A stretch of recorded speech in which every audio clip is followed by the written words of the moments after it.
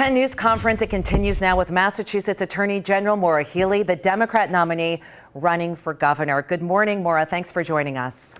Good morning. It's great to be with you. Yeah, we appreciate it. Well, let's get right into it. It's a headline almost every morning, including this morning, the rising energy costs for both electricity and gas. If governor, what's your plan to help the average consumer and especially small business owners, too, already feeling the pinch? Well, first of all, I am really worried about this for residents and for our businesses and for our small businesses. This is a huge issue that we're going to be facing this winter, and things are already really challenging for so many right now in terms of the cost of housing, cost of childcare, cost of gas, groceries, and now you add on what we're going to see in terms of higher electricity and gas bills. So here's what I have done already. I've reached out to the utilities and asked them for help on payment plans that can reduce the costs for our businesses and residents. Residents should be reaching out, talking to their utilities about getting on payment plans. I support what Governor Baker and the New England governors have done in asking the Biden administration for help with heating assistance. Some money has already come in. I know in Massachusetts, we've got about $40 million that's just come in from Congress towards that. And we need to continue as a region, the Northeast, to ask for more. And then long term, we've got to do all we can to make sure that we are buying energy at the most efficient price possible. We don't want to be subject to the wilds of what's happening in the worldwide gas market. And unfortunately, that's some of what we're dealing with right now. Sports betting, too. I'm going to go kind of topic by topic with you to be efficient. Sports betting this week. It's in the news. The Gaming Commission discussing licensing in the Bay State, taxes, and whether in-person and mobile betting should launch at the same time. It's been a big revenue winner for Rhode Island. What do you think in Massachusetts? I support sports betting, and I'm looking forward to see what the commission in Massachusetts here does. But it's clear it's here. And I think that the important thing is making sure that everybody's heard and everybody's represented, all the stakeholders in this conversation. So I look forward to more developments, but sports betting is here to stay. On schools, a shooting this week outside a school in Dorchester. Do you think more schools need to be tightened up? And should there be more investments and more social and emotional learning programming in the public schools?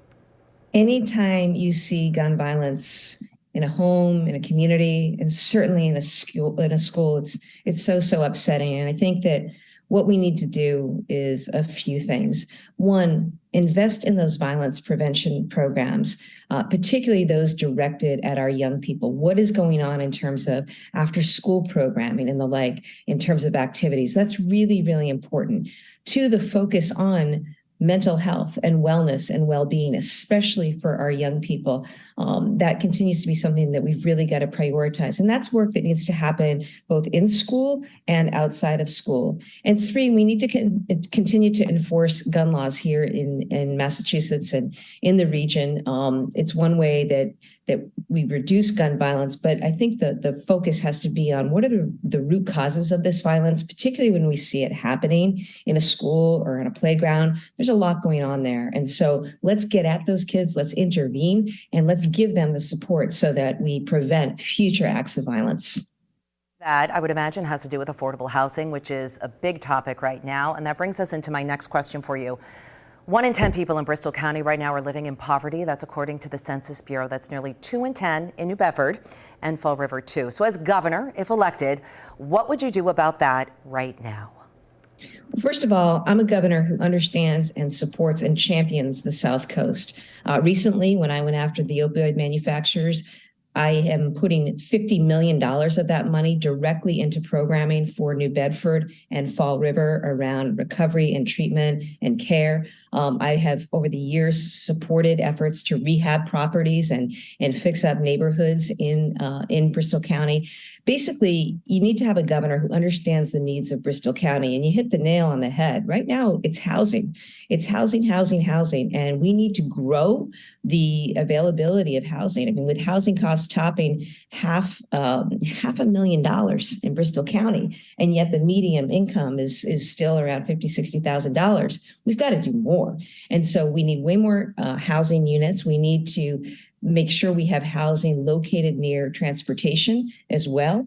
And we need to find ways to get money directly to our cities and towns. And give them the resources that they need. And my teammate in this, the lieutenant governor to be, I hope, is Kim Driscoll, who's a mayor of Salem, and she understands also how important it is to get that money right to our cities and towns so that they can make the investments that they need. Final thought on housing. We also need to find a way to support rents right now because too many people are being priced out. And so what are the programs that we need to support for rental assistance, for down payment assistance and the like, in addition to building out boatloads of new housing units across Bristol County and beyond? Talking about revenue, the state did receive some revenue from some of the settlements with the opioid epidemic. It appears deadly and illicit fentanyl is pretty much everywhere despite that.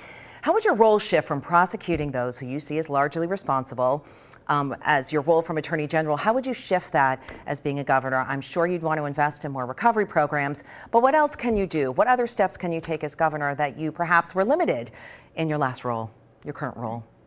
Well, as Attorney General, I didn't see any limits actually, and we found ways to provide Narcan out to first responders to make sure that we were supporting with funding that we recovered from going after these bad guys, money for recovery, for harm reduction, for prevention.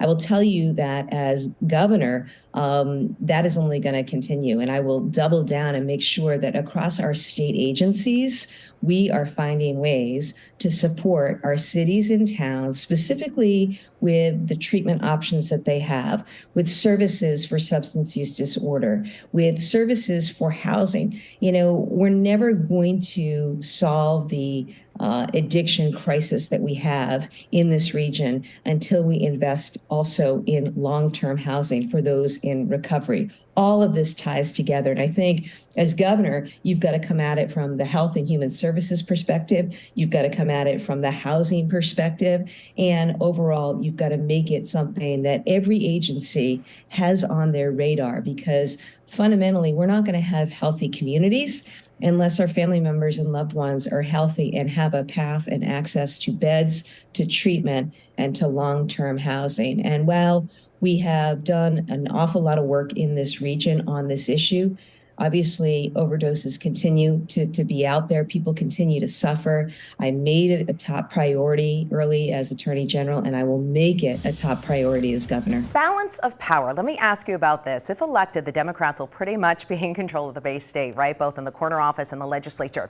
Some think perhaps that's too much. So how do you still see the needs of all voters if that were to happen?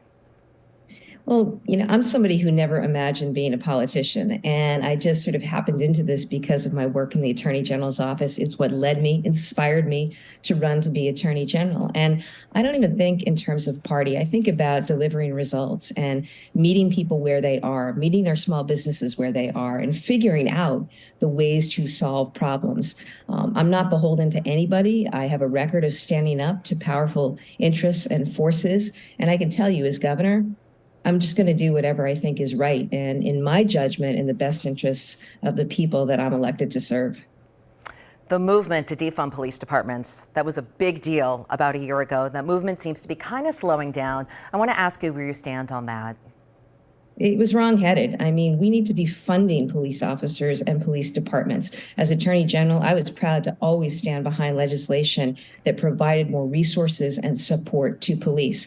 We also have to recognize a crisis that we have in policing. We don't have enough police officers. So what can we do to attract and train and recruit and maintain police officers in departments? That's a real issue for all of us as a matter of public safety. So I have always been a strong supporter of funding for police and for our departments. So perhaps even more funding for police departments?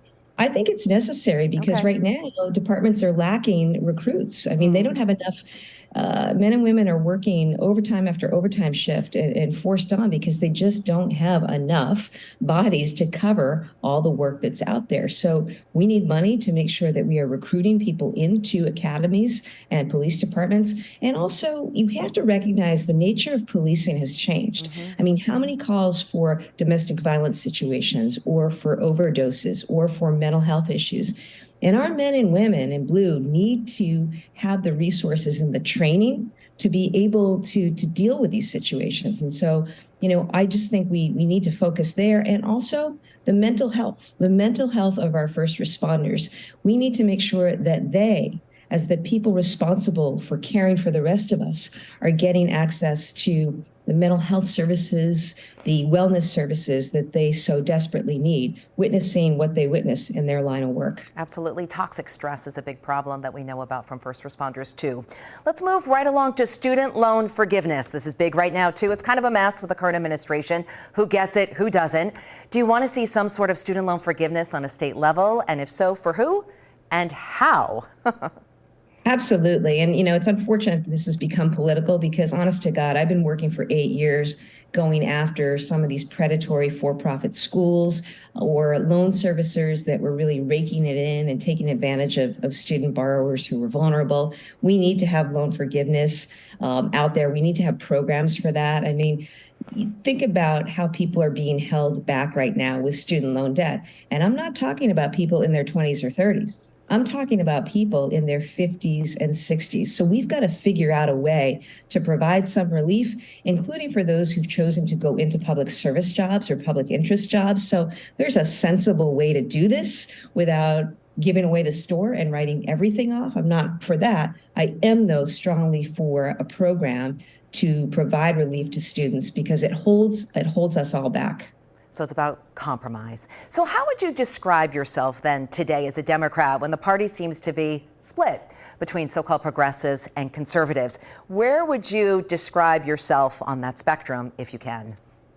I get this question. I don't always I know, love it. and it's labels and all of that, but people care about this. And I'm just me, for better or worse, I'm Maura Healey. I think I'm strong on my principles. I mean, strong in pro-choice and protecting the environment and standing up for those who are vulnerable.